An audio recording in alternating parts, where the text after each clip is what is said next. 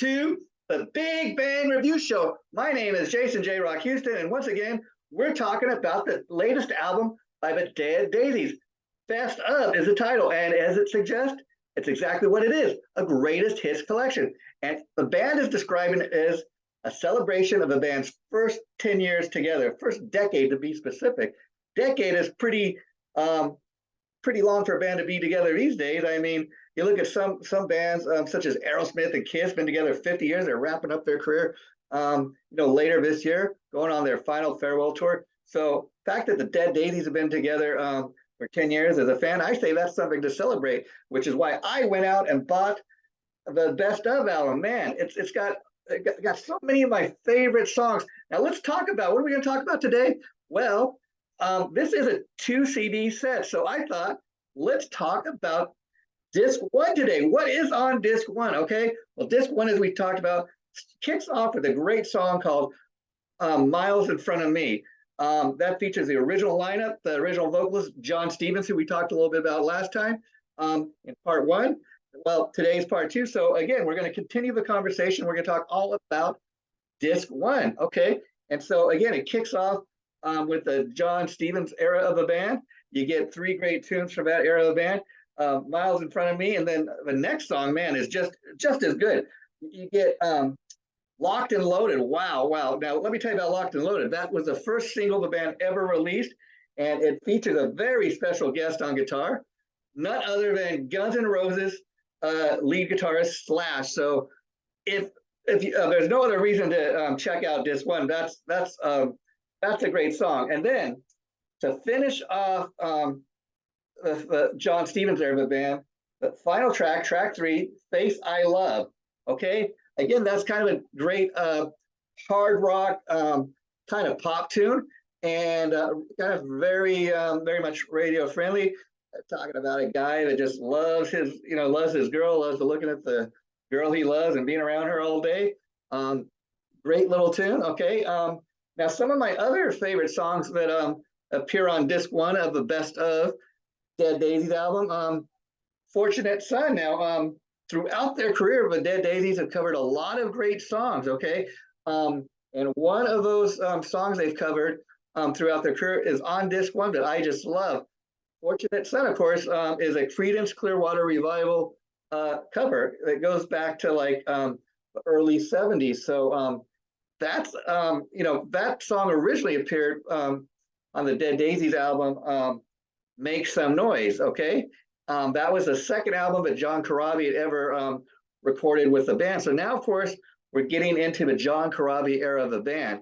And another song that I really dug, almost from the minute I heard it, was there's another great kind of hard rock pop tune, although I don't know if it's fair to call it pop, Something I Said. It starts off kind of not even really too poppy, but it almost sounds like a ballad when it starts off. But what I love about the song Something I Said, it was very much a radio hit. It could be played on the radio, obviously. And I love the fact that it's one of those songs that it starts off and you think it's going to be one of those, classic era 80s power ballads.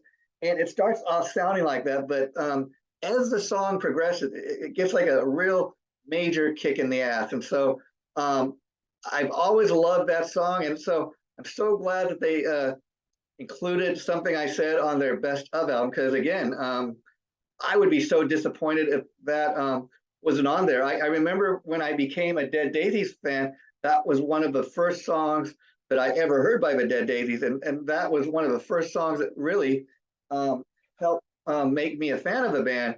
And then when I found out John Corabi was the front man of the Dead Daisies, I thought, okay, they've hooked me. I'm a fan for life. And I got to tell you, ever since I first began following the Dead Daisies, I have never been disappointed. And another interesting thing about a decade, 10 years of the Dead Daisies is the band's constantly gone through lineup changes. They very much run it like a business. And from what I understand, the band leaves it really to the management to kind of really run the band, and it's up to the management when it's time to go on tour, when it's time to go into the studio and record an album. And there's been many times in the past where it'd be time to go in the studio and record an album. And maybe one of the guys in the band, had another project that he was working on, and it's kind of a situation where, well, look, that's great and everything, but you got to be, if you're not ready, if you're not able to go in the studio when the band's ready to go and record an album, we can get somebody else. And so a couple of these guys, for one reason or another, have come in and out of the band. Brian Tishy, John Corabi are two of these guys, but they have both returned to the band in the last couple of years. And I love the fact that they're both there. And, just look at singer John Corabi. He, many of us first came to know him from Motley Crue, The Scream. He went on to play in Rat over the years as a rhythm guitar player. The band Union that he had with Bruce Kulick from Kiss. So super talented guys. It's been described as an all-star band. And so again, we're just getting started. I mean, we're just talking about Disc1. Let me tell you guys, see, this is what you get. You get like, now this is not worth investing in. I don't know. I mean, see, and then again, let me show you. You get 2 CDs. How cool is that? Now we're just talking about Disc1 today. And so before we go, I got to tell you, okay, also Disc1, I also love Midnight Moses. That's another cover that the band did. The original artist was the Alex Harvey Band. If you're not aware of who Alex Harvey is, kind of a theatrical artist from back in the day. I want to say from around the late 60s, early 70s. Very theatrical artist, and not a lot of people might have ever heard of Alex Harvey, but a lot of people got turned on to Alex Harvey because the fact that the Dead Daisies covered one of his songs, Midnight Moses. It's kind of it's a different kind of tune. It's a little heavier. Another song I love off of the album Make Some Noise, Long Way to Go. And then the Disc1 here ends with a song called Song and a Prayer. Again, that's one of those tunes, very much like Something I Said. It's not exactly a ballad. It's a little softer. I would call it hard rock melody, okay? And so I love, all these songs that we talked about. Something I Said is really kind of my favorite song, and Fortunate Son, a great song. And I love Song and a Prayer.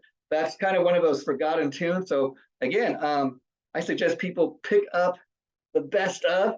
And again, we're into episode 2, part 2 of this latest episode. And again, we've only just talked about Disc1. And again, I want you to see there's 2 CDs. And as we're going to get into later, I just love buying something like this. I feel like really got a nice package here. I really feel like I got my money's worth, if you know what I mean. So again, just beautiful, beautiful package. I just love it. So see what we got there? The Dead Daisies, the best of. Been great talking to you guys, and I hope you enjoy this album as much as I do. Next time, when we return for part 3 of episode 2 on the best of the Dead Daisies, we'll start talking about Disc 2. That's right, because we got so much more to talk about. We're just getting started. You guys all take care. And next week, when we return with the next part of the Big Bang Review Show, we're just going to have so much more to talk about. Take care and keep on rocking. Talk to you all later.